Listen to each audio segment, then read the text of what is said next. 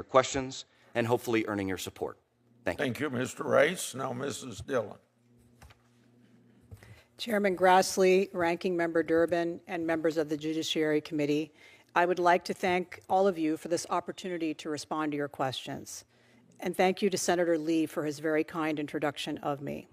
I'm grateful for the time that many committee members have taken to meet or speak with me before this hearing, and I have valued hearing their concerns and ideas about the Civil Rights Division. I thank President Trump for nominating me to this important position. He knows all too well how the Department of Justice may be weaponized for the wrong ends, for political persecution, for payback, for punishing protected speech and ideas. As his lawyer for several years, I too am keenly aware of how quickly justice may become unjust.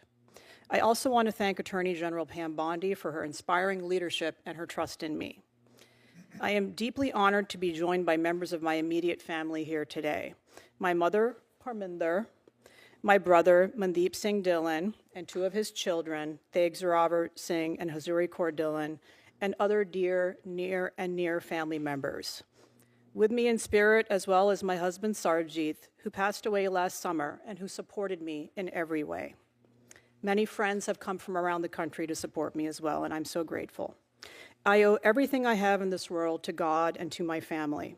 My parents brought Mandeep and I to the Bronx, New York, where Dad finished his medical residency, then to rural Smithfield, North Carolina, where his simple goal was to raise his family in a small town with traditional values, practice orthopedics, play a little tennis, and enjoy the American dream. When we moved to Smithfield in 1975, there was a sign on the highway as you entered town that said, "The United Klans of America welcome visitors to Smithfield." My parents didn't know what the Klan was when they moved to Smithfield. We did find out. Thankfully, the anachronistic and despicable sign came down in 1977, and the Klan didn't affect me directly. But I was bullied as a child for my long braids, my funny name, my unusual faith, and it wasn't the easiest thing to be a family of turban-wearing Sikhs in the rural South in the 1970s.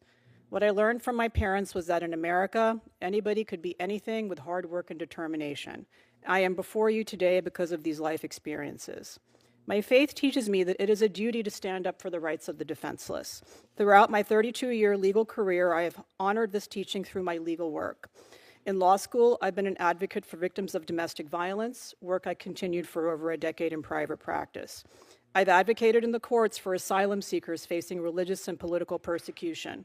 My clients have included Muslims, Buddhists, Hindus, and Christians. This work has taught me deep compassion for the oppressed, as well as a daily appreciation for the liberty that Americans often take for granted. I was a lawyer in private practice in Silicon Valley when the 9/11 terrorist attacks struck.